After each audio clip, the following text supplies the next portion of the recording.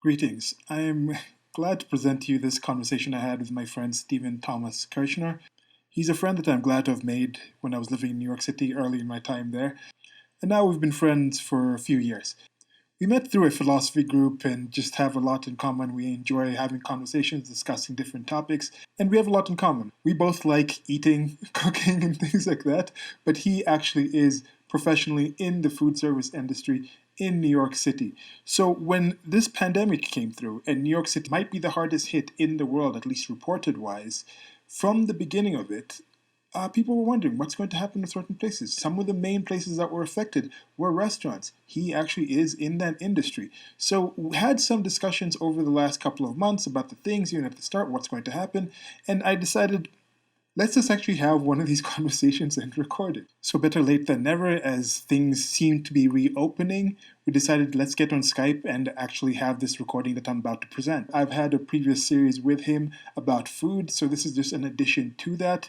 There is a chance I'm going to take this out and put it on a separate channel as start of a conversation series. I'm going to feel that out as it goes, but it's just talking about what our perception was, what his perception was mostly at the start of the pandemic, then now in the present, and then we kind of give some forecasts. I just ask him some questions about what the future is. So that's the main focus of it. We touch on different other topics as our conversations go. I do suggest that if you do enjoy this or you have had other ones, please check out the series of You Are What You Consume. With that You Are What You Consume, my premise of that was in many different ways. We consume not just food, not just nutrients, but the ideas and the thoughts and the people. And those things are things that we take in. We are beings that consume these things. And now you go further, and things, cities, countries, all these things, ideologies, those are also beings of some sort, and they consume certain things, and those things make up what that thing is. So with New York City, with this happening to it, with the shutdown, what's going to happen with the consumers? What's going to happen with the people who are providing what the people in New York City were consuming? What has the pandemic consumed that will not come back? And then in the future, what is New York City going to be consuming when it comes to the food service industry and other related things? So getting into the conversation.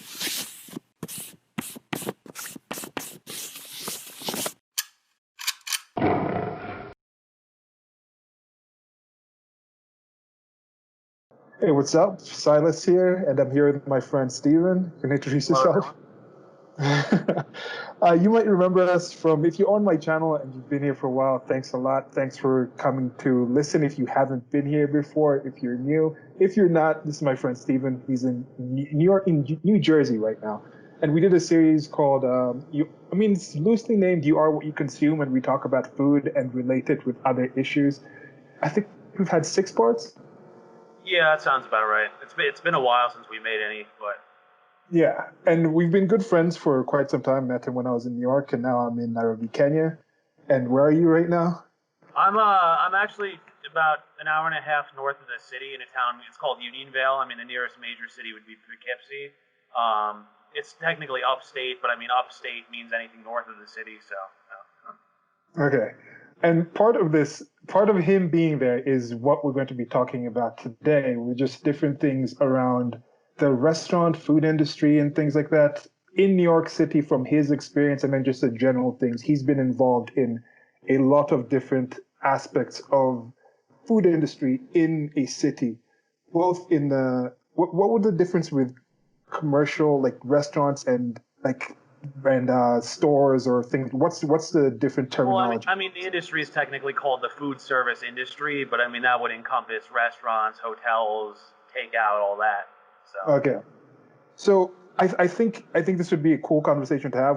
We've had a few conversations about this. I'm going to just kind of give it mostly to him just to hear what he's saying from his experience, and I'm going to be going over like the stuff that's before once this pandemic was starting to come around, and we had a few conversations. I had some thoughts just from the outside, but of course he was actually in that in the actual field while that was going on in one of the epicenters of New York City. So I'm going to say what were we thinking about at that time? Then now that it's been months later, what are the thoughts now? And then we'll just finish off with about some projections about what the future is going to look like.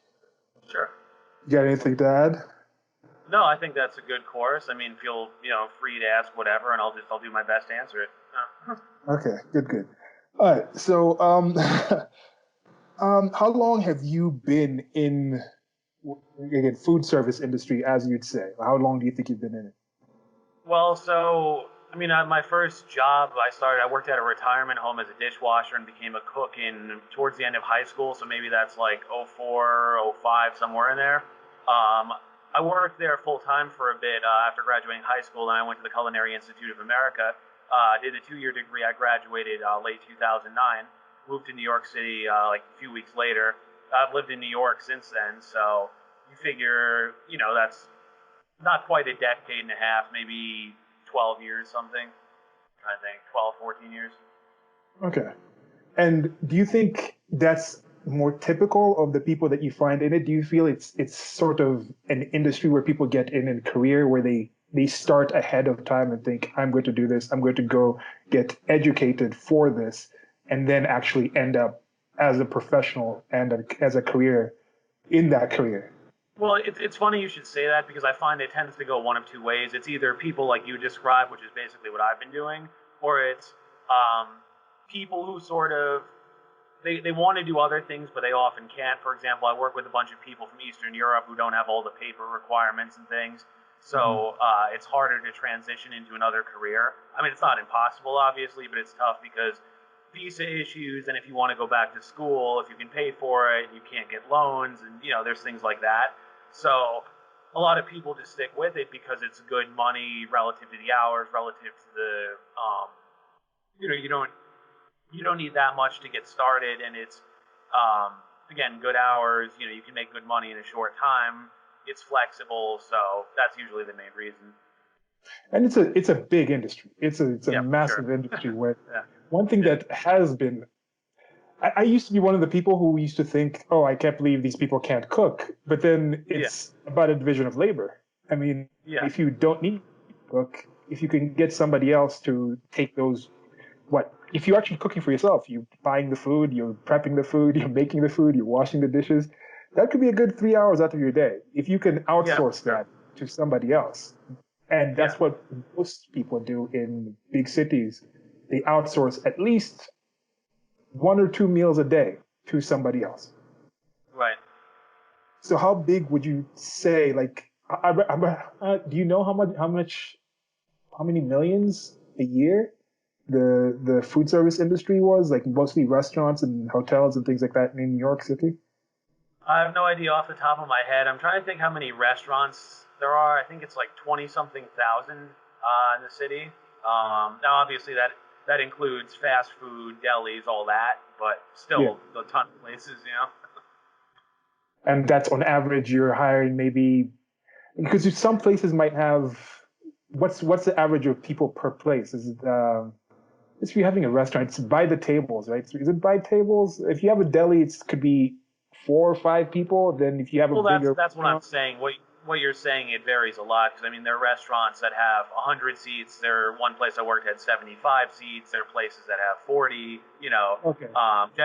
General rule of thumb is that the higher end restaurants tend to have fewer seats. The casual places have a ton. But it's a different What's the style of highest? service. What's the highest number of people you worked with?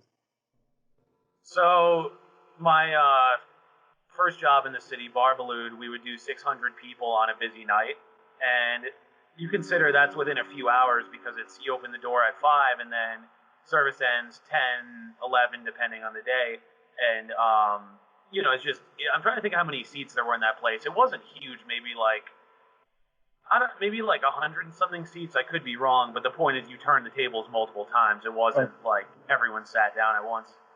so it'd be 600 coming in a 5 hour night. Yeah, 6 hours. Okay. How many yeah. people on staff? Well, that's the thing. Like the kitchen, I remember it was crazy because Garde Manger that's the cold station, had maybe 2 people on it. There was a hot appetizer cook, entremetier who prepares vegetables, cuisson who does meat and fish, and then there's saucier who does sauces but also picks up some meat as well. So you figure Somebody. that's in the kitchen. And what's it? No, go ahead. Go ahead. Sorry. So you figure that's in the kitchen, and pastry I think has maybe 3 people on it or something. And then dining room, I'm trying to remember now. I'd have to go back, but it was usually like maitre d', a few hostesses, bartender, 2 to 3 sommeliers, depending, a few servers. Yeah. So you're looking at maybe if you're going to cover, let's say you have a 5 hour span, 600 people, that's 100 people an hour. Let's just go to like 6 hours, so 100 people an hour. So if you're having a place with like a turnover of about 100 people an hour, you're thinking that's also accounting for maybe 7 to 10 staff, something like that. Well, yeah. Well, I always pointed out there it was crazy, I thought, because the guy who did cuisine, the meat and fish, it's one person. So you think about it, you're doing meat and fish for virtually 600 people. I mean, you might get a vegetarian, you might get a person who just gets cold stuff, but I mean, odds are the majority of them are going to get either or. Yeah. Wow. Okay. So, because I was trying to think of how many people, I'm just trying to think, just give people a decent enough idea with the 27,000 places where people go to buy food. And we're talking about just the food service industry, just places where you go and purchase or order food. We're not talking about all the other things connected with delivering the food to those places, like packaging the food, cleaning up the places after, like the managerial stuff. There's a whole lot, staffing the place, getting the what's it called, the flatware, and all these. There's the electricians. There's so much. The decorators, the people who are marketing the food, the advertising agencies, just the restaurants themselves. We're talking 7,000 restaurants. Go ahead. Well, I was going to say the flagship Danielle is really crazy because I think with them, they said that the ratio front of the house staff to guest, it's actually 1-to-1. Like the idea is if you add up sommeliers, captains, manager, maitre d', all that, there's a front of the house staff member for every guest in the dining room at once. Like that's how detailed the service is. And I think the line upstairs where they prepare the food, I think they said it has something like, I think it's like 16 or 18 people. And then there's a prep kitchen of 60 cooks. That's pretty crazy. Yeah. Because I'm thinking about how many people are actually employed by this industry, and it's a massive amount. Like people, I don't think it's appreciated because a lot of people, the people you actually see, the customer facing percent of people in the food service industry is so minuscule compared to what it is. I would say it's 5%, if that. Yeah. It's because unless you go back to the kitchen, you don't know how many people are back there, and as you're saying, then that gets into, there's dishwashers, there's kitchen stewards sometimes who manage bringing in food and stuff. There's a lot that goes on behind the scenes. Some places used to have polishers. Apparently, you can't anymore, but people who just come in and polish stuff, silverware and apparently, I think it's against the law now. Somebody said, but that used to be like pretty common. Yeah, some of these laws and regulations, which is probably a good place to start with getting in on what's against the law and who can work or not in that industry. Yeah. I think that's the topic that we can now get into. When I don't know how to intro this, how to get into the start of this. When did you first start hearing about the pandemic?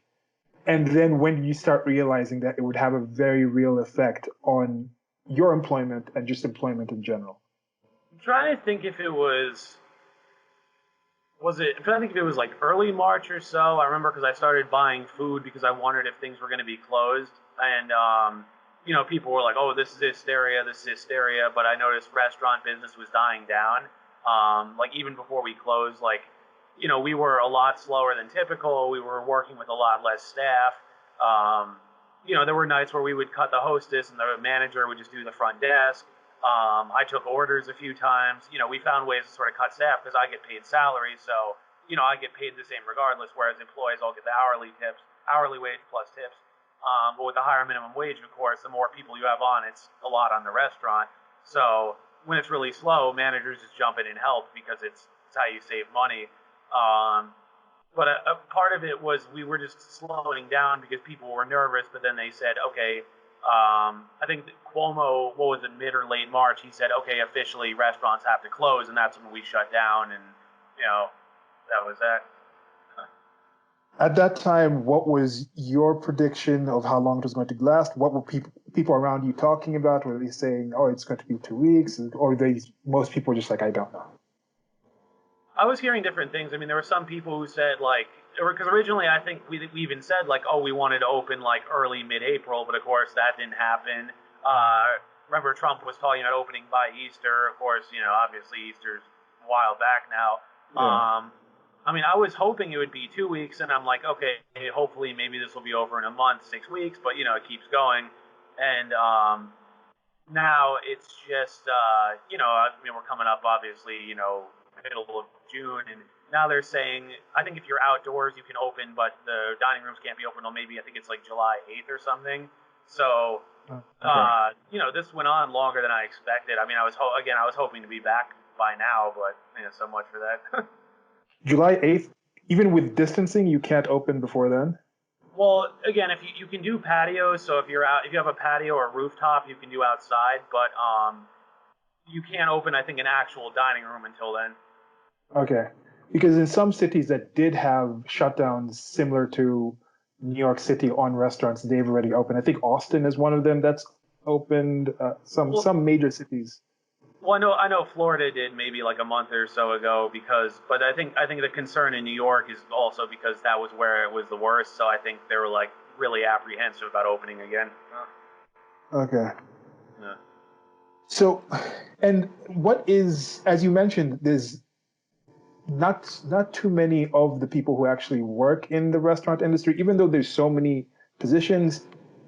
From your experience, if you leave one restaurant, it's not too hard to get another job, another similar job at a similar restaurant, or what's your take on that? I would say so in general. I mean, obviously, it depends what you're looking for. Something I've talked about in the industry probably for years now is you remember our video about the French Laundry and all Yeah. that, right? Yeah. Well, like if you work in a place like that and you don't have experience, they'll give you like bottom of the rung work. Like you'll peel vegetables, you may cut onions or something if you're lucky. That's it. But Yeah. the thing is, once you gain experience, you can start to do more in places like that. So there's different approaches people take. Some people will start really low on the ladder and just work their way up. It takes a while, but once you get up there, you're pretty much set. The other Yeah. thing that people will do is they'll start in a more casual place, but work their way up, and then go to a progressively higher end place and just keep building up that experience. And then, well, eventually, if they were to go to a place like the French Laundry, they would actually be able to do a higher position because they have that prior experience. Whereas if you're new, they're not going to trust you to do anything.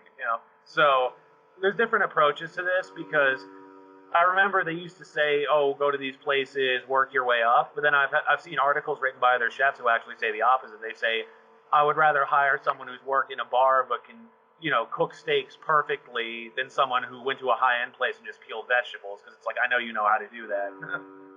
Okay. So it's something you think can like what percent of the things did you learn in culinary school that actually transferred to your early jobs, or was it kind of a relearning process? Was it more just learning the alphabet in culinary school, and then everything else was grammar and language and application and things like that? That's a good analogy because I mean, culinary school you learn general techniques like knife cuts, things like that, like how to make stock, how to make the mother sauces as they call them, all that. But then, real world, there's certain dynamics that you can only be in the real world experience. Like what happens if your refrigerator breaks? The sense of urgency. Like it's not okay. Like class where you have a few hours to make one thing. It's more like you have a few hours and you have a huge list of things and you have to figure out, okay, how do I get this done as quickly as possible but still do it well? And I mean, there's really no substitute for the real world because that's what you have to, I mean, you're sort of thrown into the fire and you have to figure out, okay, how do I make this work? Whereas in school, there's sort of that leeway of, okay, if you take a little too long or it's not ideal, you might get a bad grade. But I mean, real world, obviously, you can get fired, demoted, whatever for your mistakes.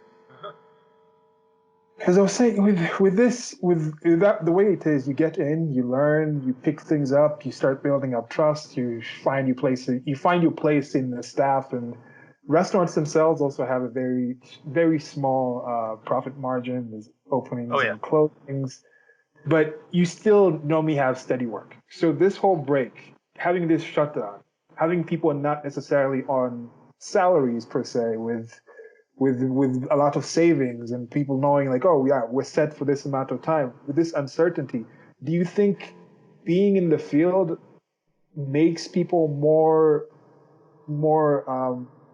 amenable to the this huge just question mark that came about with the pandemic, or do you think people who are in more steadier work might have been? Do you think there's aspects that might have helped people in that field, despite the massive challenges that some of them are going to have, which we can get into after this? Wait, do you mean as far as challenges facing people in the restaurant industry, as far as Do you think being in the field with a certain with the flexibility of moving around, or the uncertainty of learning things, do you think it made people in that industry more flexible to deal with a shutdown like this, or people who are in more like someone's a teacher, they join a school, this is the place they stay for X amount of years, those typical type of salary jobs. Which ones yeah? do you think there's a difference? To be honest with you, I've actually seen both sides of it because I've seen people who, I've had people call me like, "Hey, have you heard anything about the restaurant? When are we reopening? What's going on? I want to get back to work." And then there's other people who have said, "Oh, I think I've worked here." Like, there's people who are like, "Oh, I don't know if I'm going to go back after this. Maybe I'm done. Maybe it's a chance to go Oh, somewhere else." Um, it's like I think it just depends on the person's circumstances. Like for example, where I work, there are people who've been there for years, even decades, so they see it as like it's basically their home, like your teacher analogy. But then there's other people who oh, jump around a lot because they see it, they're constantly chasing the next big thing. So they see it as, oh, well, I don't know when this will open. Oh, I'm tired of the place, so I'll just go somewhere else. okay. Now, one of the things we had mentioned that we both saw as a big question mark. I mean, and this is a thing that I think I have a separate video coming up, right, and discussing this with the food. People go Yeah. to all these kinds of restaurants, and there's amazing restaurants in New York City, most definitely. I think that's something that most people know and understand. But you go to these different restaurants. Oh, this is Greek food. This is Mediterranean. This is that. This is this and the other. But cooking is a language. It's just how me or you, we could learn Mandarin Chinese, we could learn Yeah. Swahili, we could learn Icelandic, and then we can also just learn the recipes. So the food is still the food. I mean, I don't think the food has to necessarily come from somebody who is of that culture, of that place, in order for it to be authentic. You can still have the authentic taste, albeit some of the Yeah. things in America are a bit Americanized for the Americanized palate. But I enjoy that. I like that different take on things. But with this, you go to places and there's a lot of people from certain locations, certain countries, as you mentioned, that might not have the appropriate papers that that have been maintained by this constant work. Now, when you have people who are being supported by the government brings in the laws and regulations and says you have to shut down, and then they give the stimulus money and there's other unemployment things. What do you think's going to happen? And not even just the higher end ones, where the guys, like, people are getting, I think, a decent enough pay where they might have some kind of buffer. But we're talking about majority of, let's say, the 2,000 restaurants that are not high end. These are just day to day ones. Those 1% profit margin. These Chinese restaurants, these other places with people predominantly from South America that have questionable documents. Undocumented is the term I think they like to use. Yeah. What are you aware of anybody who's been in that position, or some of the things, the concerns you had back then? Have you any examples of it, or just thoughts on that? I'm not sure because the thing is they've gotten stricter with a lot of the immigration stuff because I mean Trump, there's a lot of concern with ICE raids and things like that. So like I know like even the company that I work for, if people have papers that look suspicious or you ask, do you have papers, and people are like, no, or they backpedal, we won't hire them because it's too much of a liability now. And it used to be pretty lax. Like it used to be in some companies, if you just, you have papers, quote unquote, even if they're fake, it's like, okay, we'll say that counts. And then like most employers would look the other way. But the concern now is that people are worried about getting raided. They're worried about someone tipping off ICE or something like that. So a lot of people just don't take the chances because it's like, you know, it's not worth the risk if you get caught and then you have lawsuits and other things. So as far as that whole side of it now, I'm not really sure what's going on. Again, it's gotten stricter. I mean, even in the decade or so I've lived in the city, I've noticed a difference. And Okay. like I know some people, maybe my first or my second or third job who were here illegally, and like they were a little nervous, but like went through. But I mean, now I don't know what those people did, because I mean, what can you do? It's like if a place says no, we're not going to take the risk here. I mean, I don't know. I mean, I don't know if they'll return home. I don't know if they're just going to find some other off the books work. I don't know. I don't know enough people in that situation to really say. What do you mean return home? You're a bigot. America is their home. Okay. So you'll say you think it's been a definite, because that's one of the things with, I know immigration was something politically we have a lot of agreements, even though from my content in our previous conversations. But I do think the immigration thing, it sells well. The wall is a good thing. It's a visual. It's a political it's a talking point. It's something good to sell. But I think immigration itself has been. We could debate this, of course. But I think it's a bit. It's an issue that's been blown up a bit higher, where it's red meat for both people. People on the right consider it to be some people on the right consider it to be some great Satan, and then some people on the left consider it to be the cross they must down. We must defend all immigrants, all kind of immigration. I'm like, it's been improving slowly. United States of America has been becoming just more lawful. It's been improving. Yeah. So that's what you've seen in the actual industry. And it's one of those things that you can make a lot of arguments for either side too. Yeah. Okay, so some of the things you expected. It's definitely longer than you expected. There was I thought I would have been back by now for sure. Yeah, there were some things you thought were going to happen. Did you think at that start that it was going to actually result in closures?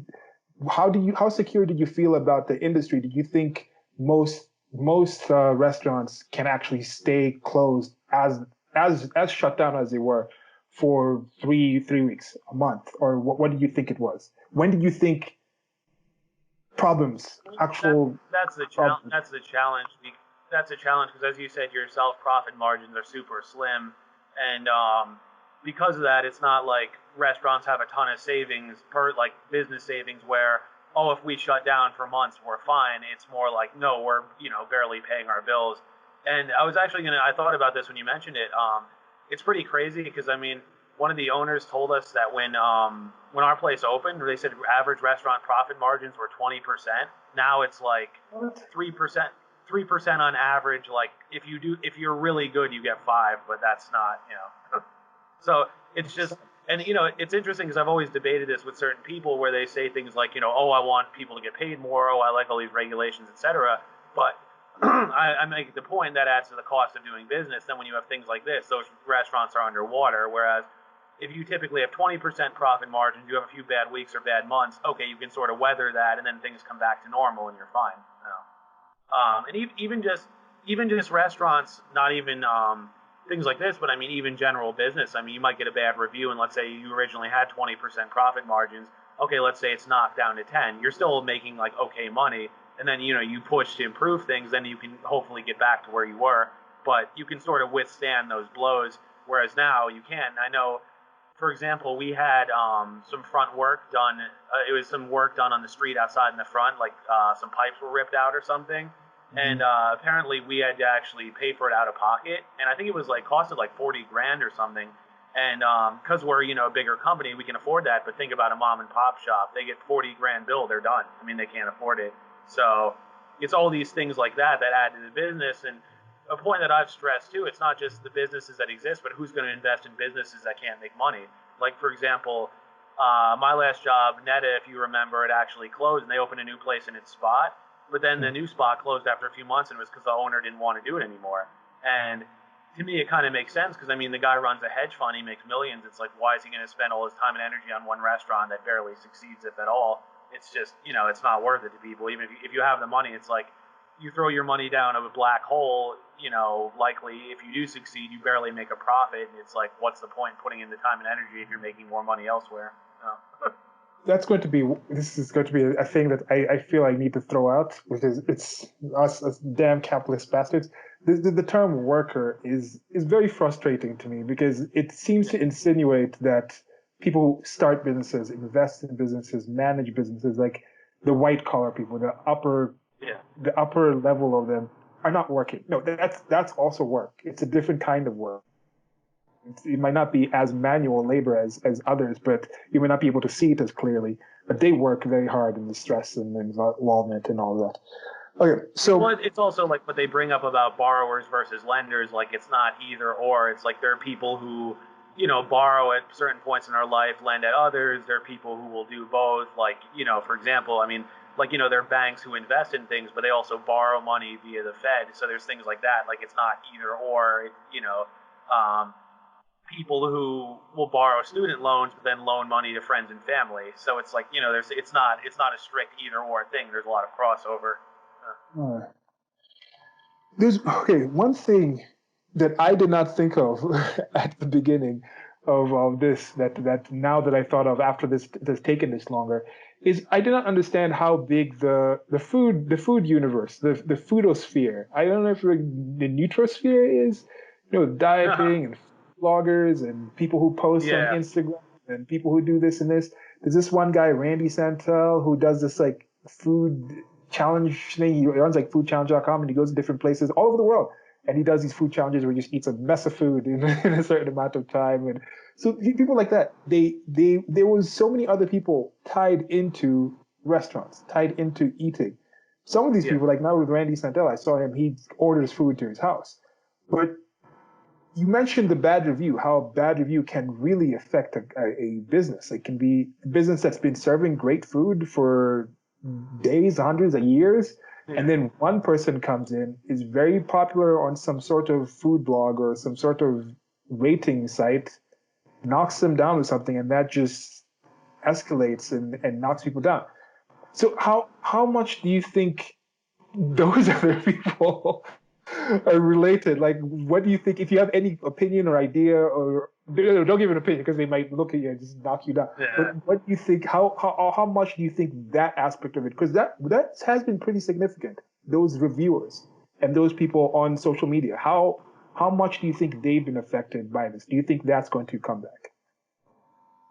It's hard to say. It's funny because I think it's one of those things where there will be long-time food critics. Like, for example, Pete Wells, he works for the New York Times. Like, his picture's in a lot of places, so people know when he's there. I think people like him will have a business, but I'm wondering if all these people who have blogs with lots of followers and constantly post stuff and review restaurants, like I don't know if those little like critics will be around as much anymore because they're wondering about what's the future of restaurants, particularly in the city. And as you're sort of getting at, I mean, what is the demand for them if there's fewer restaurants to review? I mean, it's like, well, like I don't know. It's not. You're not going to. Those people probably won't be able to make as much money, if any. I don't know. I feel like they're going to get crowded out essentially. Yeah. Okay. And what else do you think has changed from that your first perceptions of what was going to happen to now that you've seen this? Like, what do you think has changed? What are some unexpected things? What are a few things you're like, wow, I could not expect this, besides, of course, the time? Well, I didn't expect the riots and all these businesses to get destroyed. And I remember it kind of chilled me a little because I saw a picture of Bloomingdale's boarded up, and that's near where I work. So it's like, that's pretty close. Um, and my concern too, and they're already talking about this in Minneapolis as well as Chicago. These businesses that are getting destroyed are just saying, fine, we're not going to come back. And then, they complain about, you've probably heard the expression food deserts, where, Yeah. there's an area where there's no good food, but it's like, well, people aren't going to invest money in a place that's going to get torched. It doesn't make any sense. So Yeah. then, it's one of these things that happen in Baltimore, Ferguson, all these places. People complain, but then it's like, well, people, I mean, even if you have a ton of money, these people aren't stupid. They're not going to dump a few million into a place to see it go up in flames. It's like, what's the point? So, those are going to flee. And this is probably a bigger conversation topic, but also they've talked about how the cities are. I think I actually saw you talk about this in a discussion with someone, how cities are kind of dying because more and more work can be done from home or more people can commute. So people see it as, why should I pay all this money to live in a big city, tiny place versus live further away, commute, and I'm still in a place where a city is close enough if I want to go. Like, for example, that's been the case where I'm from and where I am right now. People will live up here, work 9 to 5, leave early in the morning, leave their office at 5, come back here. It's about an hour and a half each way. It's a little bit of time. But I mean, the thing is, up here, if you make 80, 100,000 a year, you could get a decent sized house. And again, you're still close enough to the city where you can commute, and if you want to go there for the weekend or whatever, it's not a big deal. But you still have your yard, you still have home. It's a bit safer, etc. And that is one thing I tell people about New York. There was a mutual friend of ours who was talking about how like 1 in 7 of the people arrested in the protests and riots was from outside of New York, and I was like 1 in 7. I'm like, in general, when you're in New York City, you walk around, 1 in 5 people you meet is not from New York City. That's Yeah. kind of how a typical thing in New York is. So with that, what was the yeah? And the thing we were talking about was the right flight. That is definitely something that can happen. But how applicable do you think that is to the in-restaurant dining? Well, again, I'm wondering because not only how many of these restaurants are failing, but who's going to invest in them, and then I think you'd sort of asked me this before, but about like which restaurants will survive, and I think it's kind of a mixed bag because I mean things like Shake Shack are doing very well because you think about it, they have takeout and things like that. Plus, it's a big reputation. Yeah, I mean a lot of the to-go stuff in general is doing well right now. I think some people are saying that like the pretty high-end places aren't going to do great. Some of the really, really high-end places may survive off reputation, but if you're not established, it's probably not going to last. Because this happened in 2008. I remember there was a wave of restaurants, like there was Chanterelle, that was a famous high-end place that closed, and others, because we might have discussed this in a previous video, but one of the points I always emphasize is that even if you have a ton of money, you're not going to eat in those ultra high-end places all the time because it's how long you sit down for, it's hours, it's you'll sit there, like Bourdain, when he went to the French Laundry with his friends, I'm trying to think if it was, 3-4 hours, something, it's like, again, even if you have money, you're not going to do that regularly, that's more of a special occasion thing. So the challenge becomes if people like that only go there once in a while, and then if more people with more people who are like upper middle class, if those people flee, well, you lose them, and then middle class people may go rarely, if ever, and then of course poor people can't afford it, so who's left? That's the whole challenge. Yeah. We were talking about this before as well, like the states for the term homemade in restaurants, supposed to be in-house and things like that. Yeah. But we also talked about how it used to come because food used to be, even when you're purchasing food, you'd go to an inn, you'd go, somebody would actually be selling food outside of their actual home where they live on maybe the top level, or as you said, it was in hotels. Do you think that could actually increase? Like some of these people moving out, now you go to some of these smaller towns, these suburbs, the fringe areas, you might get into a situation now, there's rezoning, people just re-understanding, because a lot of work can be done remotely. But do you think there could be a diffusing of some of these? Like the French Laundry, wasn't it like out in the woods somewhere? It wasn't like in Paris or anything. It's like off somewhere to the side. Do you think that could happen now with different satellite restaurants spreading? Well, yeah, I think we mentioned this too, but it's funny because there's that whole thing about with the French Laundry, how that's all there is in that town. It's like vineyards for miles around, and it's just that. And I know Keller was talking about building a boutique hotel out there where people could stay at and then eat at the French Laundry. I don't know what the status on that is. It's something I heard about years ago, but I don't know. I know in North Carolina they were talking about what is it called, cottage food laws or something. The idea was that they make it easier for people to produce things at home and sell them, because before that you needed all these inspections, you have to pay for all these permits, etc. And of course, the argument they would make for that is, well, we want to make sure people are selling food that's made in sanitary conditions to the public. But then the other side of that is, how hard is it for a person to get off the ground? Because you'd have to pay all these fees and have all this money to start, and then you have to hope that you're going to make that money back, which isn't the case if you're just doing it on the side, or. One of the things that I was a bit shocked about, I was unaware about, not shocked. It's kind of the thing is like there's no contradictions. Like once I found out, I was like, oh yeah, that makes complete sense that would be the way things work. How certain butcheries, what are the places? What are the farms that actually just raise pigs or cows, or I'm forgetting the actual term. They not, no plants, nothing else, just animals, livestock farms. Let's just call them that for now. How they're not allowed to sell to grocery stores or local places They have to go through Right. the FDA and sell to like these major distributor places, and then that's why like milk was being poured out, like beef Yeah. was going bad, like the pork was being thrown out. There was things like that happening because of these different regulations and laws. Yeah. And then we talked about these small boutique areas where you build a place. Imagine if you have a place where it's like different towns grow up where there's a farm that supplies the majority of the food, the capital come from there. Like they just all in these little areas where it's just these satellites. There's better ways of doing things, is pretty much what I'm saying. So I think now we can kind of go into the future, the proposing things. First of all, okay, no, first you definitely have to give me what do you think about those regulations if you found out about the stuff where it's like they're not allowed, and then when schools are shut down and schools were like 25% of the food, which I don't know why I didn't think about this with all the schools in the United States of America, but just all the cafeterias in colleges, universities, middle schools, high schools, elementary schools. It's like 25% of the food that's produced goes there and it's packaged in a certain way. So to retool all those things, just the amount of kerfuffle that happened. Any thoughts on that? On just the things that crumbled? Wait, you mean in terms of the packaging or shipping, or I'm not sure I followed on completely. just the entire supply chain of all things related to food industry, like the restaurants, the way restaurants order a certain amount of cheese, a certain amount of this in bulk. There's a certain thing. So just you shut down one part. You can't just shut down one part and expect everything else to just stay okay. You can't just take out someone's liver and be like, yeah, everything's gonna be okay. Like you're okay for a bit, but then slowly, like Yeah. everything else starts crumbling down. Well, I know they were talking about relaxing some of those laws during this, especially as sort of like to help small farmers. I mean, to me, they never should have been in there in the first place.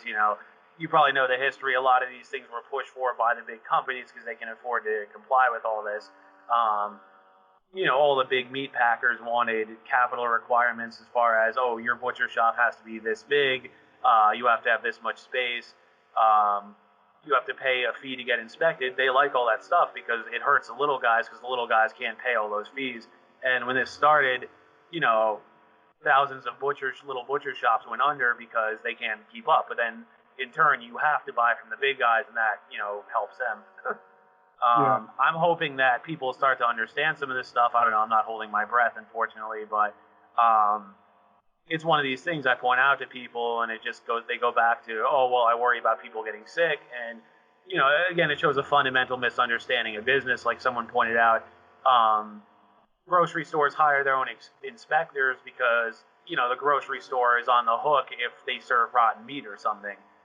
So they make sure they what's coming in from the butcher shop or whatever. Okay, is this good? Yes, we can sell it because there is an incentive for the grocery store to make sure good stuff comes out. Now, could a grocery store make errors? Sure, but I mean, so does government. I mean, that one of my friends was bringing up there was Chipotle. They've had issues with norovirus, E. coli, a few times, all that, and that's with all the government inspections. So it's not like government is some foolproof, entity either. I mean, it's people. I mean, people are going to make mistakes, whether it's private industry or government. It's just people have all this faith that the government's going to save us. Yeah, and we already spoke about the strength of these people that come up on these different food aggregator sites that actually do have strength. I remember there was a time there was one. It's that one that's the red color. Okay, a few of them are red color. The main one that started with the red color, I forget the name. They had like a gold section people where they started actually throwing their weight around, going to restaurants and demanding free food. Like, oh, do you know who I am? I'm this person. Oh, I you're have this. talking about Yelp? Yes, yes. Like they had that kind of power. So we can see that there is a possibility. I don't normally go to. I mean, at least when I was in New York City, I wasn't going to FDAs. Like I wasn't walking into restaurants and seeing what the stickers and the things were on there. I was going on Yelp. I was going on Grubhub. I was going on these different sites to see, okay, who's got the good ratings and things like this. And as we mentioned, when you have those small towns or those places around them, I've been watching. I watch a lot of food shows, as you know. You probably do too, just from the cooking, getting ideas. In Europe, there's an inverse of it, specifically Italy, where I lived, where there's protected areas. I'm also not quite okay with the protected areas because in some place it's like there's this hill with this special bush, and this pig eats this bush, and then it gets in the food, and then this person has been making salumi at this one restaurant in that town. His family has been doing it for 100 years. This restaurant's been there for 200 years. Even if you Yeah. don't have that protection, it's almost impossible to grow those bushes in like the hills of New Jersey. So it's going to be there. But everybody who's into that town, in that area, is tied in and invested in the quality of that food. So they will have, I think, their own checks and balances from their own interests. If you let people be interested and as invested as possible, the people who work there, they live in that town. They live in that household, in that place, in the restaurant. It's part of them. And then I think that's the best check. And just like we have the communication right now, the FDA lets things slip through its fingers. The food pyramid is a joke now. Most people don't take that thing seriously. We don't. One of my friends was even telling me that whole thing started as, why are we putting this out? We're not 100% sure on this. And they said, we have to do something. It's just, oh, look, we have to come up with guidelines that say you should eat this. And, people just, they always say, listen to the experts. It's like, okay, let's just follow what they tell us. But as we know, but when I got interested, when I got interested in nutrition, I always found it interesting because the stuff changes all the time. Like there was that whole thing back and forth with eggs where, eggs are good for you. Oh no, they have too much cholesterol. You should just have the whites. Now you should have some yolks. And it's like, it's back and forth. Which, in a way it's good because it shows that there's different arguments being made and people keep delving further into it. But it can also be confusing as far as what is the right information because, there was an article from FEE a number of years ago talking about how the sugar industry lobbied to publish a lot of stuff that was demonizing fats because they wanted to sort of take the heat off of sugar. But, as more and more is coming out, of course, obviously we know cavities, but diabetes, your effect on your bone density, raising your blood sugar too high, and all that stuff started coming out. And then the sugar industry obviously has a vested interest in making sure that stuff doesn't come out because then people are going to turn away from sweet stuff. So. Yeah, and it's a tough thing. And this is the thing with diet. Some people will eat a peanut and die. Most people, 99.9% of people in the world will eat peanuts and be okay. But then there's that 1%, tiny percentage that will just die from one peanut. Yeah. So I think part of what we're talking about here is that whole idea that we have to do something, and then the authority that comes with that, and then the assumed authority that people have that, oh, the state, the government has said this, so of course they're right. And then that reduces people looking into the actual information, because the more information, the better. And what's so hard with saying, I don't know?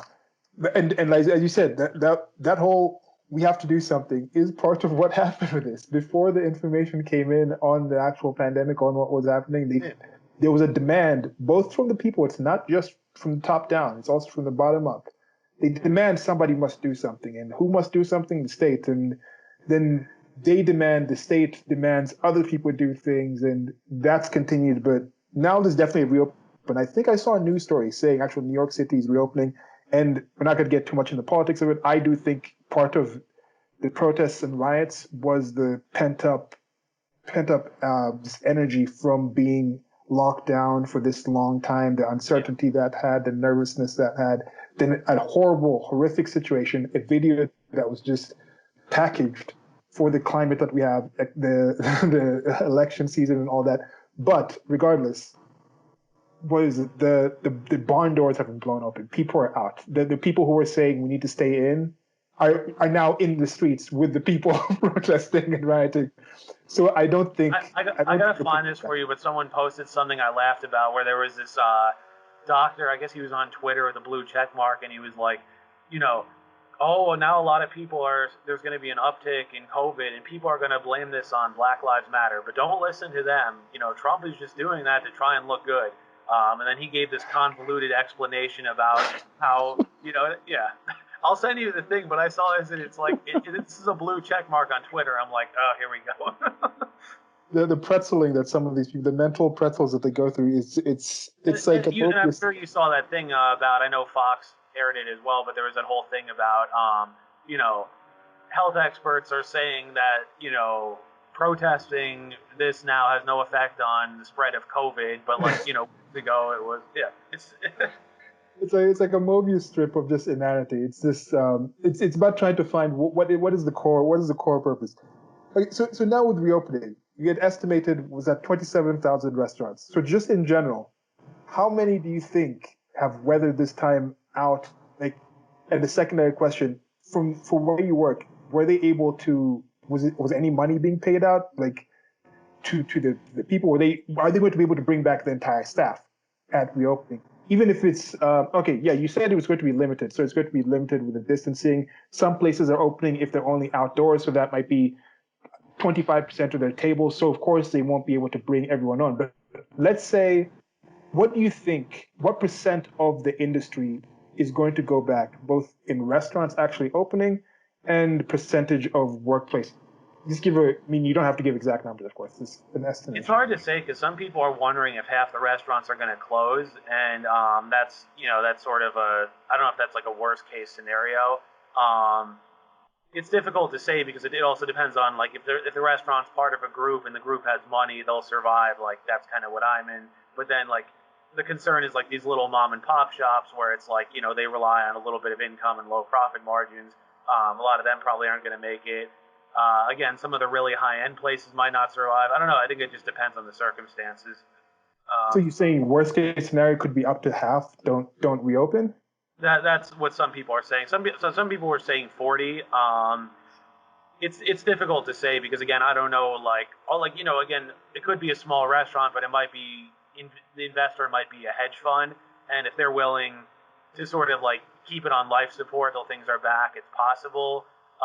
But again, it's tough to say because I think there's too many factors at work to really say, depending on the place. I mean, I hope it's not close to that many, but I mean, it's hard to say right now. And again, I mean, the rioting obviously is added to it as well because these businesses are destroyed and if people can't afford to fix them up and reopen them, Yeah. Because that was concerns me as well, and again, also the effect of driving people out who are going to say, "Well, I don't want my business getting torched." So, yeah, that again is something that people I think are starting to realize now, and hopefully we can. I plan on having more of these conversations with you and other people. Sure. I think they go well because this information sharing is there, and people start to see the connections. This is something quite clear to see, because you think okay, the restaurant's going to reopen, but then how many people leave their home, drive an hour, get on public transport, go somewhere for an hour to get to a restaurant? Like, what's the impetus for most people going to a restaurant? I think the higher end ones that have the names, that might be more somebody's thinking, I'm going to go. The bigger franchise branches that have the big advertising, those are the ones, again, people think, hey, I'm going to actually, oh, it's a McDonald's. Yeah, I feel like McDonald's today. Where's my closest McDonald's? Yeah. That kind of thing. But in general, it's normally, I'm walking around this neighborhood, doing something else, visiting a friend, going to this one store, going to this other place. I feel a little hungry. Oh, I haven't had this in a while. Oh, there's a restaurant there. Let's try it out. I would say that's at least half of the people, right? Just regular traffic moving around and thinking, for your average ones, the higher end ones. It also depends on the type of restaurant where it's located. Like where I work, there's very little foot traffic. Because you think about it, I'm on the Upper East Side near the Roosevelt Island Ferry, if you know where that is. It's 58th and 2nd and 3rd. You imagine the city where that is. It's near Bloomingdale's. Yeah, but that's a higher end restaurant. I'm talking about just like in general. No, but I'm saying like restaurants in that area don't get a lot of foot traffic because it's mostly residential. And I mean, tourists will go to Times Square or other areas, and then the people who live in the city don't hang out around there. So it's like it's one of the restaurants in that area. It's either people who live right there or it's people who go to that place specifically for that. Like. We have one of our regulars actually lives literally next door, but like for her, it's convenient for her, so she became a regular over time. There's other people who live a little further away, but they've developed a close relationship with the restaurant, so they come regularly. I mean, we get very few walk-ins, and again, it's not because people don't like us; it's because it's just that area not a lot of people walk through. Whereas one of our sister restaurants near where I used to work, Netta. It's by Washington Square Park, but apparently a substantial portion of their business is walk-ins because a lot of people walk around there. So there's a lot of people who walk by the park, hang out in the West Village, and they're like, oh, let's go eat here tonight. There's a lot more of those, but that's also, the price point is probably pretty close, but again, it's also the location. It's subject to more of those kind of people. So that could be another deciding factor on which ones are able to pick up the people with, because some of those people who are regulars, they're also probably jonesing to get back, and there's also a friendship, a camaraderie of being in a familiar place. Yeah. That's what we were talking about. That whole eating in experience. Like there might actually be a change where the fast food places, the more rubber stamp type of Yeah. franchise places might find like, oh, there's no need to have if there's X franchise, there's no need for us to have five of them in this 25-mile area. Now we'll just have one, instead because the demand might drop a bit. And that's what you mentioned. Like with these riots, people don't understand. Some of these, you destroy the stores, you reduce the amount of foot traffic in some places, and even the establishments that are not actually touched and affected might actually get harmed from that.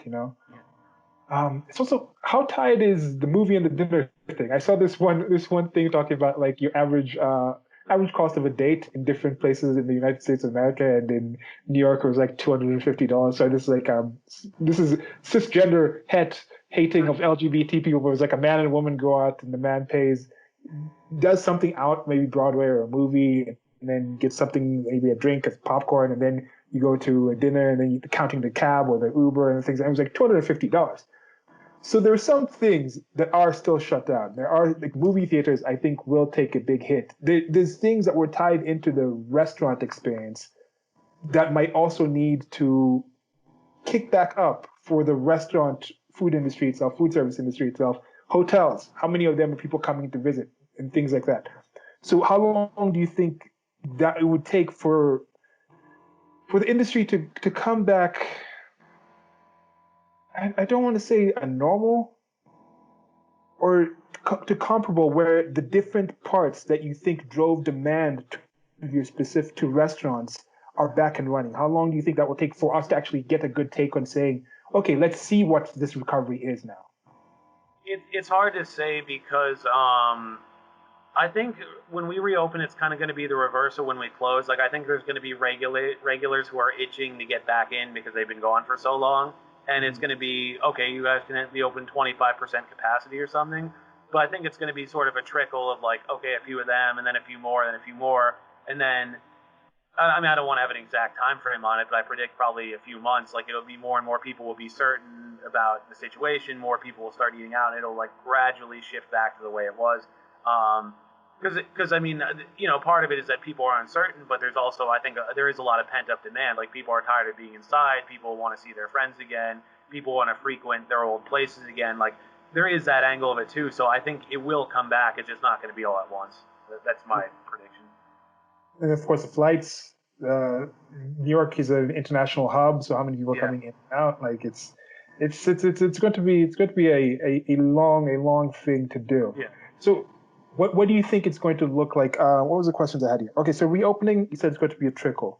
What do you think it's going to look like in a year? Do you think restaurants are going to go more, or these places are going to go more of kind of a relaunch again? Like you said, that's going to be like you said, it's tough because you had a 20% at the opening, but that was with people being able to come in full. So even if you reopen and you do this relaunch again, reset, it's still at a limited time. We don't know how long that limited time. It's tough.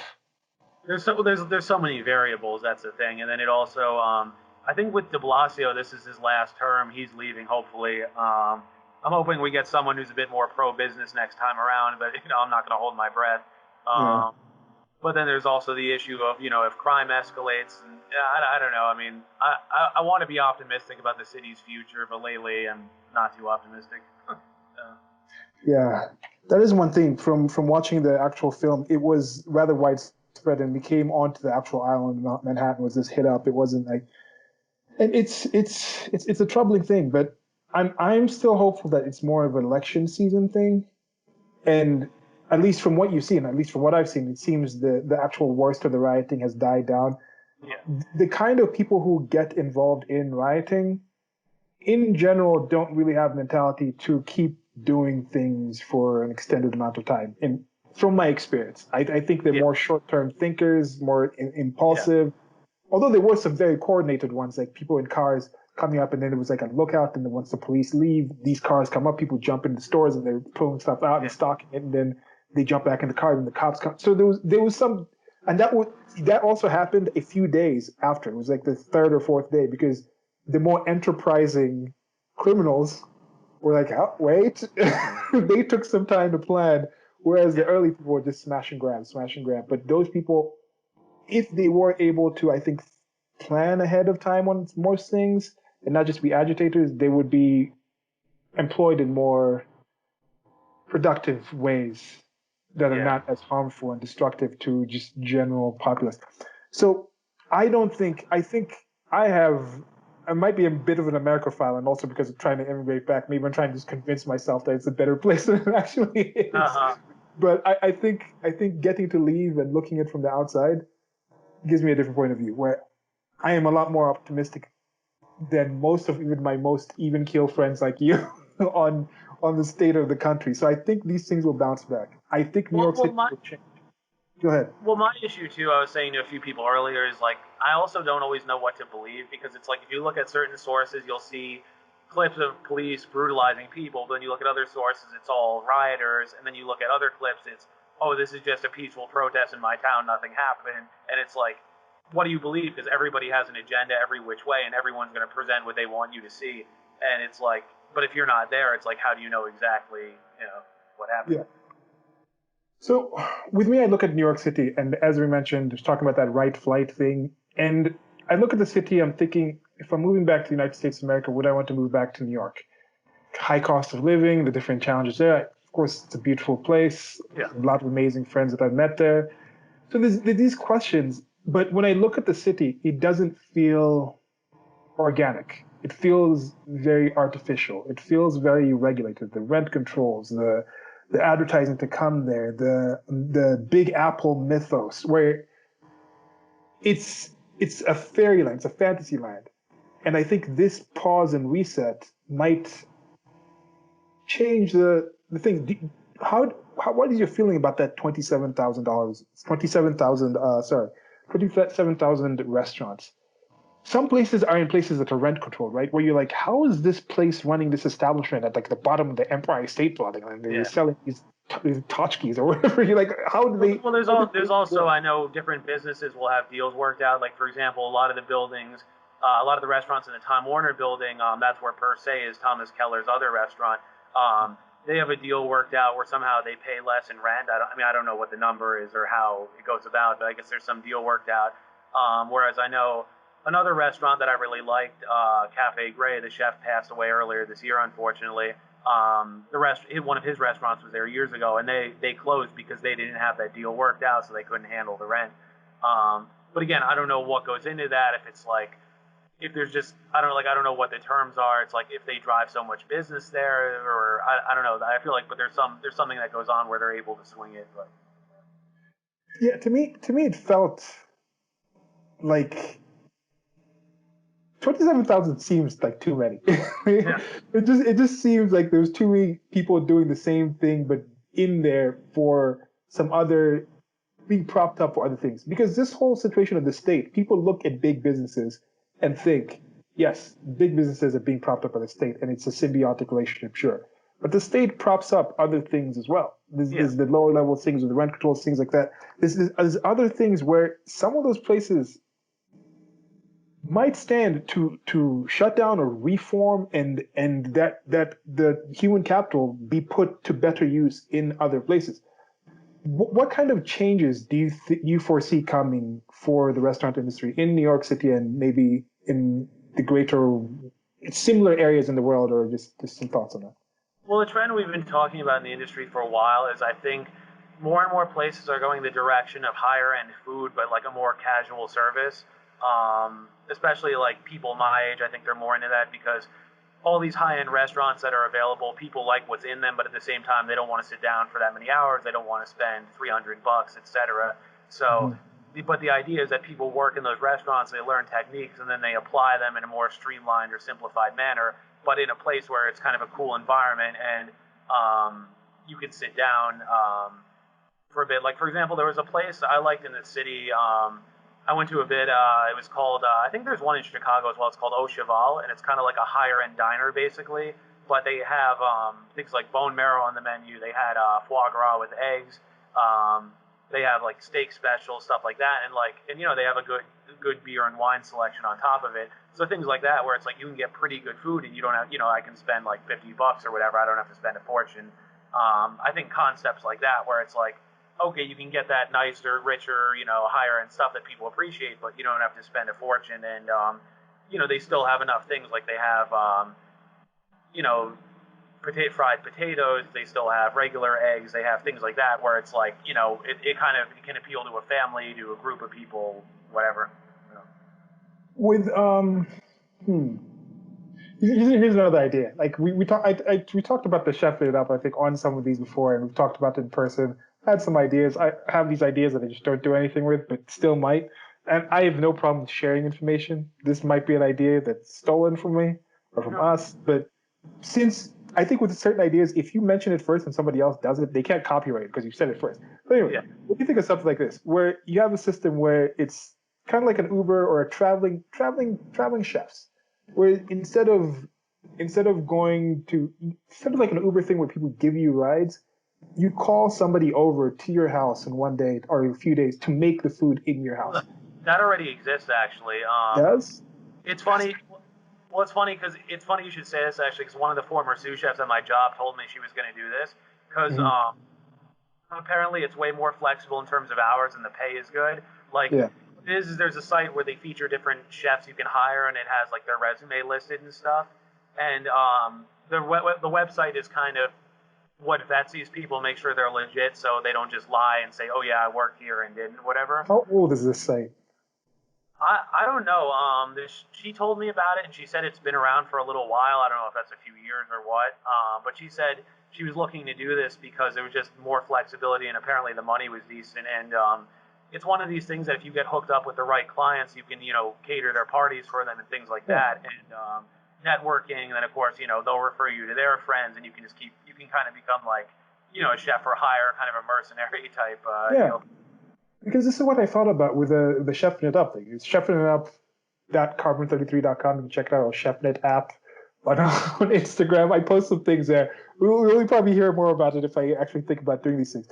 I'm just going around because I was also thinking this is a simple thing. This I've already seen. It's like I saw on YouTube now they have like a cook with me, a different something with me, like write with me type of thing, where you just turn on and then you say, okay, today I'm cooking this, and you have a live stream. And because people have actually, with this break, there's many positives, and I think, especially in the United States of America, with these food deserts, with just very low knowledge about what food is, in part due to the schooling system, people get crammed into these places where, like we talked about, 25% of the food industry is supplying them when they just give them these trays of food, and they just have these expectations. Their obesity is ridiculous because people just can't count calories. Seriously, just a simple thing.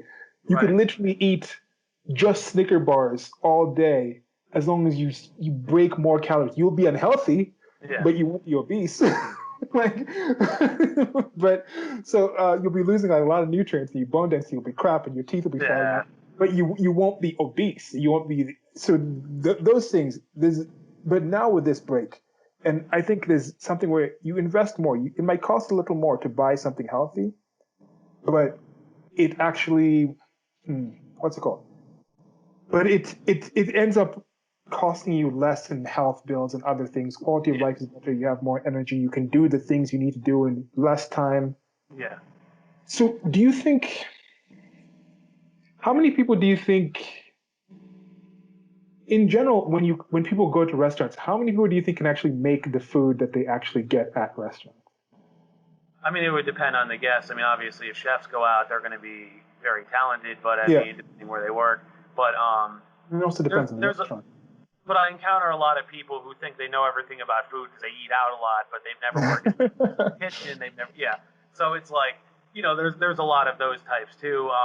There's people who basically see themselves as sommeliers, even though they just drink wine for fun, and they're not really, like, they may know some things. I mean, I would say I know more about wine than the average person, but I'm not an expert by any stretch. And I think it's the same thing with food. Like, I've worked in kitchens. I went to culinary school. Again, I'm not an expert. I know more than the average person, but it's like, you've probably seen that meme illustrating the Dunning-Kruger effect, where someone enters a field, it looks challenging, they learn a few things, think they know everything, they get deeper and deeper, lose confidence, and as they start to learn more, they regain confidence, but it's like they understand how much there is to learn.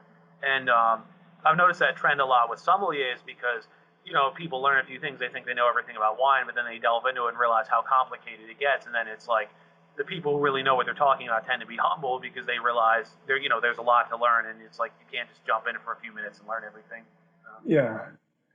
Because I'm thinking they could be different things to do. These adding different experiences with the restaurants and the food experiences. There's shows on like Eater and other sites where they go and they focus on, oh, this guy has an omakase, and then, oh, it's a Michelin star this, and they follow the person. The chef wakes up. It's like three people running this two Michelin star sushi place. Like the chef wakes up at like 4 a.m, goes to the Hero market, Jim's the sushi you're talking about? yeah, he'll get the stuff, he'll bring it back, he'll prep it and everything, and then like it opens from 6 to 11, and that's it. And then they're closing up and they're back out. Or you have these massive barbecue places in Texas and Kansas City, and it's the same thing where it's this an entire process, and that's being done as a documentary, just people going on. But I think there's opportunities of seeing a restaurant industry change, like we're talking about with those chefs and people going around, where people start hiring people, tutoring people, training people to actually come out, and you can be like, yeah, I'm certified at this and this place. Then, like your restaurant might have a stable of people that come and learn from the people the basics of it, and then they can go cook some of the basic meals in different places. You're kind of like ambassadors. You're sending ambassadors for your brand, for your restaurant, out to these different sites and things like that that provide chefs or people themselves who want to learn different things and more knowledge about cooking. People can go to schools if people are homeschooling. I think there's many things that could change the restaurant industry. Do you have any other thoughts? I was talking to someone about bar culture, how much that's going to change too, most likely. Because the whole public gathering thing, people are going to be at least wary about it. And the other thing a lot of us are realizing, myself included, is how much money we save by not going to them. Like, I don't know if I told you this, but I had this friend at Netta. He used to go to one of the local spots like 5-6 nights a week, and I was doing the math in my I was doing the math in my head how much money he probably spent. I was thinking about this. I'm like, he probably spends at least $50-$60 a night. You figure you multiply that times 5 or 6, that's 300 or more. A month, that's 1,200. A year, that's 14,000. And it's like, you think about what you could do with an extra 14,000 a year. It's like, how many nice trips could you take for that? I've gotten back into investing. That's a whole. We talked a little bit about that. That could be another conversation. But like, even if you were to invest that money, how much you could expand that. And it's just like, you think about this, like, especially me, like not being in the city and going out as much. I'm like, wow, how much money am I saving not doing this? And then it's like, do I really want to go back to spending that money unnecessarily? No, I don't need to. So I'm wondering how is that going to change the culture as well? Yeah. No, I think that when you're talking about that dating bill, I think that's most of it. You go to a place like $16, like a cocktail, like a Roman Coke. You're like, what? $16? Well, I was thinking too. I've been buying wine up here, and I'm thinking like the most I've spent on a bottle is like $15. But a lot of restaurants in the city, it's like you're paying at least that a glass, usually more. Yeah. That is crazy. So, okay, I think that's one more thing we need to talk about now. The supply chains for restaurants. How affected are those? We touched about it before. We were talking about going to the schools and things like that. But you also went in for a little bit. You were into the whole, like, it was with the fish markets, right? Like, what's happened with those people?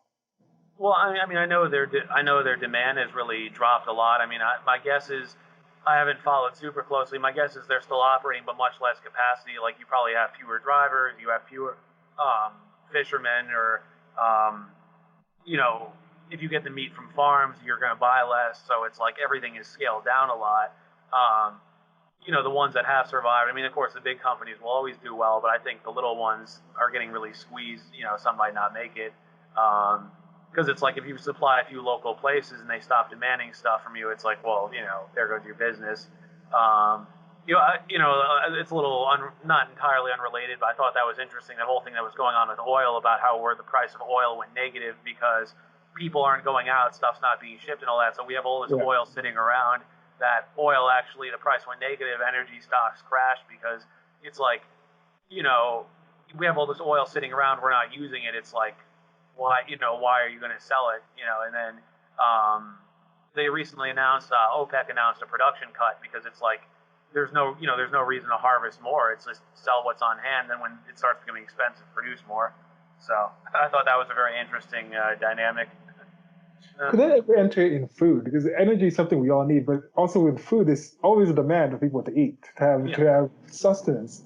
Get to a situation where there might be some sales, and I did see one new thing was something where people could, over the shutdown, people could buy pre-orders, kind of like tickets, reservations for meals. They could say like you pay a restaurant like $200 over during the shutdown, and then that gives you $200 once it's reopened. You can go in and spend $200. So it's like what 3 or 4 nights and things like that. But at the same time, if they're spending that $200 now in a month ahead of time when they're open, let's say in 5 months, and you go on that night, you'll be taking a table that's not getting profit. So the money has to come out, and there's going to be struggles anyway. But then I'm just trying to think of what kind of different other. Well, something that just dawned on me, is they're talking about businesses like hair salons adding surcharges to things because they're like making up lost revenue plus working at a smaller capacity, and it's tough because it's one of these things people are upset about it, but like looking at it from the standpoint of the business, it's like, well, they've been closed, or a lot of these places have been closed for a while. It's like they have to find a way to make up for it, or and all these little hair salons, for example, they're not going to get bailouts, so what do they do? I think a lot of people. That's another positive thing. I think a lot of people have been very are getting a wake up call, a bit crash course on what the economy actually is. People might be against globalization, but like it or not, it's global. Because for me, when I first started hearing about this in December, because I spent a lot of time online, just like trolling sites. I was getting in a lot of information. I started hearing about the coronavirus, started hearing about the shutdown in China. I started seeing like, okay, it was like 14% of manufacturing comes from Guangzhou. I forget the province, but like Wuhan, whichever province Wuhan is in. And then that shutdown was happening, and I was like, okay, I thought it was going to be rather limited then at that time. This was coming in January and things like that. But one of my first analogies I thought of was, okay, even if you're not getting things directly from Wuhan, it's not like it's something that's shut down there, and then this is a global supply chain. They could be a cake maker out here in the Kasarani area that makes cakes on a regular basis. She has all the stuff to make the cakes and everything, but then she packages her cakes in these plastic containers. They're not even made in Wuhan, but a factory in Wuhan makes the actual molds that is shipped to Vietnam, and then in Vietnam they make them there and they ship them here. And for her margins are so close where she's getting these in a large bulk, or she's getting in a certain amount, and that's how she's making her margins with the actual cost of the actual things. So even that could have a knock-on effect, even if it was just limited there. But then now we see all these things, and I think from the global, maybe people will be able to condense it down and see how affected they are. We are both individualists, but a collective, people need to recognize we live in collectives, we live in a society, but that is a society and a collective made up of individuals. It's not the collective first, it's the individuals. Like one person goes down, that's important. Well, I was thinking about this because I've been watching some stuff recently about the financial crisis in 2008, and they were pointing out how widespread that was because people from all over had invested in housing here. So like when Lehman Brothers went down, Barclays talked about buying them. Barclays is London-based, but they couldn't because there's some law with regulations as far as, I think it's like the Barclays shareholders had to vote on it or something, and they didn't do it, so they couldn't. I remember there was like a French finance minister who called up Paulson, the Treasury Secretary, and said, how do you let Lehman fail? All these French investors are losing out now. There was a bank in Germany that had to be bailed out. I know they were looking to Chinese and Korean investors to buy some of these companies. Like, all this stuff is connected. It's not just, oh, this New York bank fails, that's it. No, it ripples throughout the whole world. Yeah. With that failure thing, we're now getting more into the econ, but it's even with these bailouts, with these new stimulus packages. Once the shutdown was full on, I remember posting something with an image of the pallets of how much $1 trillion in actual $100 bills was, and it's a massive amount. And I was thinking, okay, this is before even the first actual stimulus package or bailout or whatever the COVID emergency package from the United States of America was. I was thinking, I wanted to post and say there's going to be at least 12 dozen trillion injected into the market by all governments in the world. Then I was like, is it that sounds too much. I was like, I was thinking, let me roll it back and then say double digit and count the United States of America and other countries. Now it's way beyond that. I think the America itself, if you actually look at it, there's going to be at least one more package. I can't see there not being at least one more package. It seems like America itself is going to be in double digits. Then Europe just released another one. Then now you look at all like the financial aid and foreign aid is going to go to other places. It could be billions. But people don't understand, like, once that money hits the market, the people who get it before the inflation, the people who get it first benefit the most. But what's the dichotomy now? Because it's also been that $1,200 and other stimulus to the smaller businesses. Some of the people who seemed to be against bailouts weren't against the idea of government paying people. It was who was being paid. Yeah. Rather than just being paid. And you come from an industry where there's a lot of turnaround. Yeah. Where something failing does not necessarily mean negatively. Food itself, a plant dies, an animal dies, and its death is turned into life for something else. Like some of these industries, some of these restaurants don't work for myriad of reasons, but many of them, they just don't have the right things together. And then that the people who were in that business are freed and they go somewhere else. And I feel like I feel there's going to be a lot of that happening, but there's going to be also a pushback to just maintain some kind of system where it's like, no, we don't need to maintain this. We need to actually switch to something new. We need to restart things. And I'm thinking the restaurant industry could be one of those things, because that's an industry that's very familiar with shutdowns and reopens. A lot of the people involved in it, as you mentioned, are used to working at one place, switching to another place. A lot of the people who run the things, they're like on their third or fourth before it's successful, right? Yeah. Well, I mean, to sort of, piggyback on what I was just saying, it's also the whole issue with the banks and bailouts, and like people freak out about bankruptcy, but they're looking at it the wrong way. Like a bankruptcy, the business doesn't blow up. It just means the assets get repurposed and used elsewhere. Like, Lehman failed. I think Barclays eventually took it over. I know Merrill Lynch was bought up, is now part of Bank of America. A restaurant storefront just gets bought up by someone else and repurposed. My concern was more with the high taxes and regulations that fewer people are going to want to do it because the return is so low. Whereas if the return was there, people would say, yeah, sure, I'll buy up, start a restaurant and make money. But it would be people who are competent and will use their money, effectively, and not just, it won't just be an ego trip or throwing money down a black hole. They'll actually be smart about, okay, how do we invest in this business and make it work? So what is one or two regulations that you can think of that you find to be most restrictive, or that reduce the potential positives of the food service industry? Well, how draconian the health inspectors have gotten. Like, years ago when the ABC thing started, that created a lot of anxiety. Because, it's like everyone wants an A, of course, and especially if you're a higher end place, you got to have an A. So some of the places that have C, if you get a C, it's like you're shooting both your feet off. It's like, people are not going to eat there.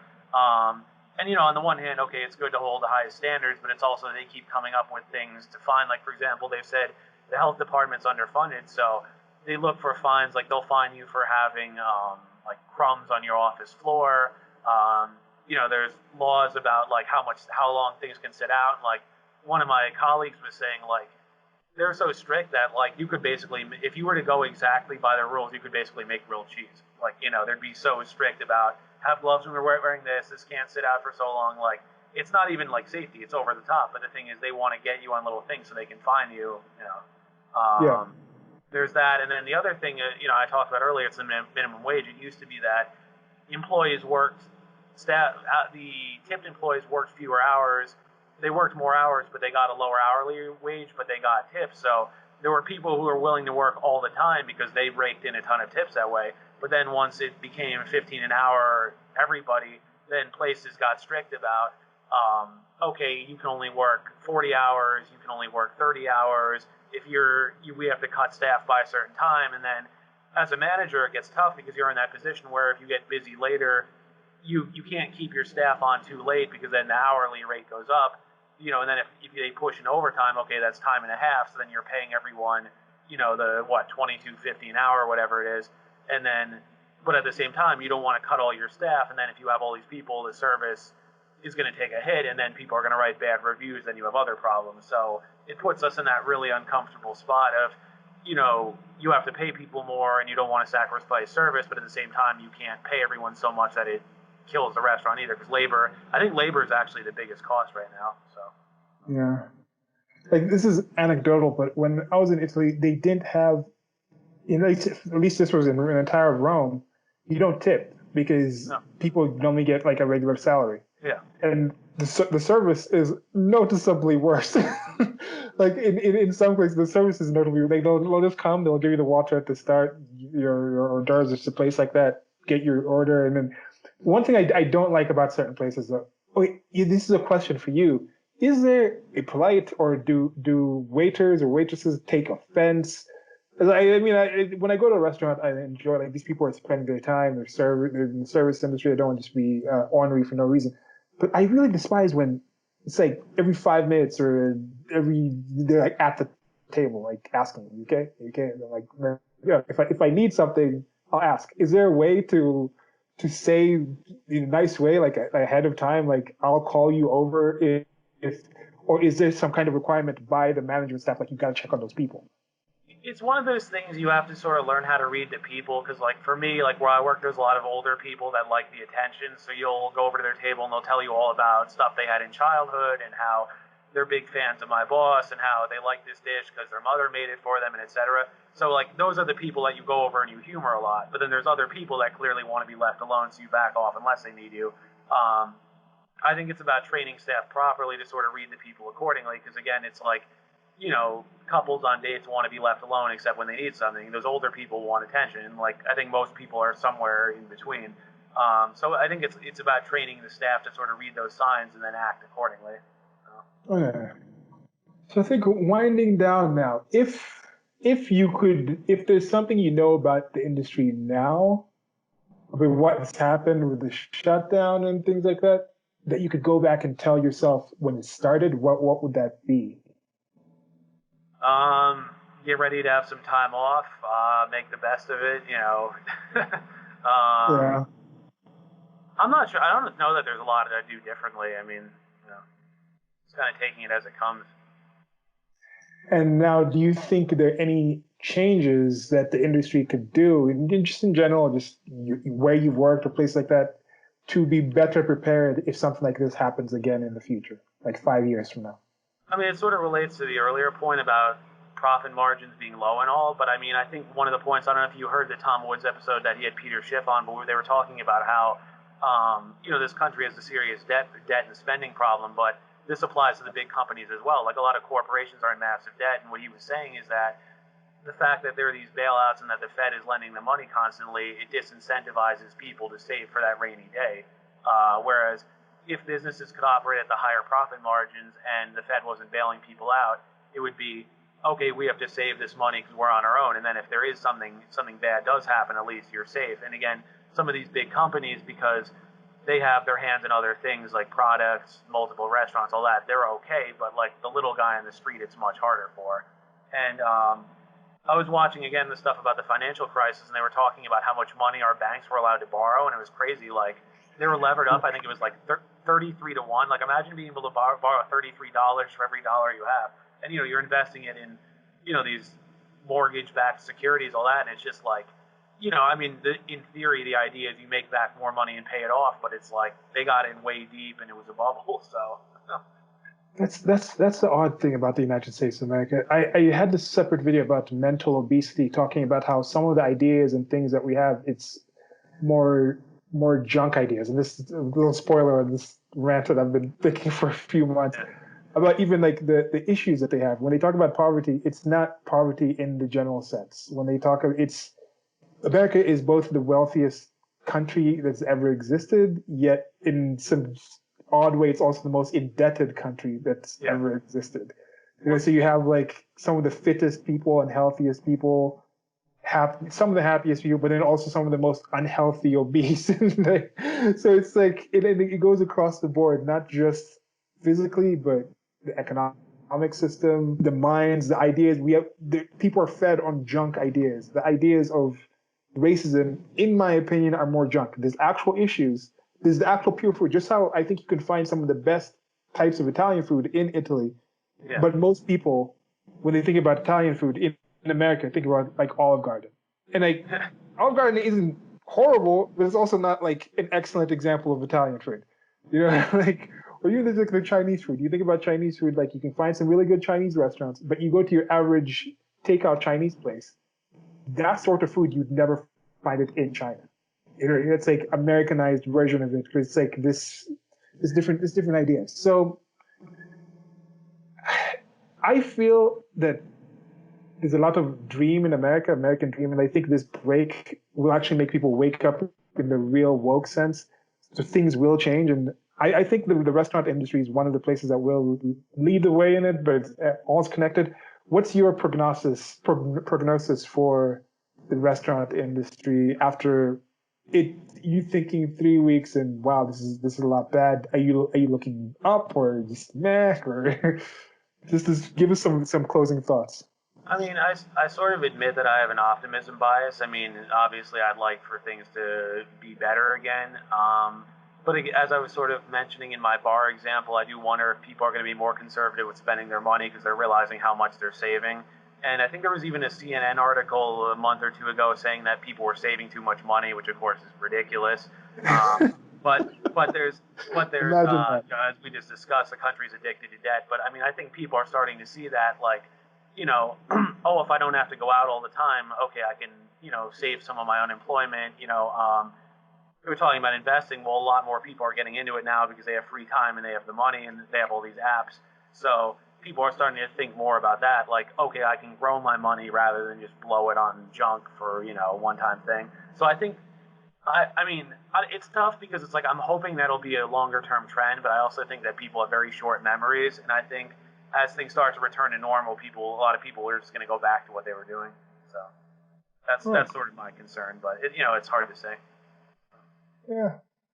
Well, I don't know if you have anything else. I think that's been a good. We talked about a wide topics. And so if you've been listening, thanks a bunch for listening. Thank you, Steven, for having this conversation. It's been a long time coming. We've been talking about getting these back going. So hopefully we'll make some habit out of this. I'm going to probably post this a few days after I record it. So even if you have any links of some of the things we talked about, or just things that you think are interesting towards this topic, let me know, and I'll try to make a document of links so we can have people go towards that. Sure. Yeah, if you have nothing else to say, that's it. All I have. All right. Goodbye. Goodbye. Talk to you soon. So thank you again. Just want to add that please check out the rest of the series of the You Are What You Consume if you haven't yet. I think you'll find a lot of interesting material there. And again, thanks to Steven. We're going to have more of these. I already have a few people set up, already contacted a few people to have more of these conversations. It might be interesting to actually have one topical with these particular things and talk about other fields. One person, I'm just giving a spoiler of this, is in Rome, and that might be also a very interesting thing because Rome, Italy itself, was one of the, or Italy in general, was one of the actual first international hotspots of this, and this person has been living through that and still living in it. So there might be something interesting there. Rather excited about this series. I hope you enjoyed it. Thank you for taking your time. Please like, share, subscribe. Also links to our merchandise store. And as I mentioned, if you do like and subscribe, I will let you know if I'm shifting this over to another channel or another website or something. It's probably going to be I Know Great People. That's a name that I've had in mind and a project I've had in mind. Might just be part of this, might be separate, but I shall let you know. Let me know what you thought about these things. If you're in the food service industry and you thought of some of these things or thought of some other things or just some new things, let me know all that in the comments section. I'm sure Stephen will also appreciate your input and your thoughts and your questions, and I'll see if he's willing to take any extra questions you may have about certain things. Goodbye.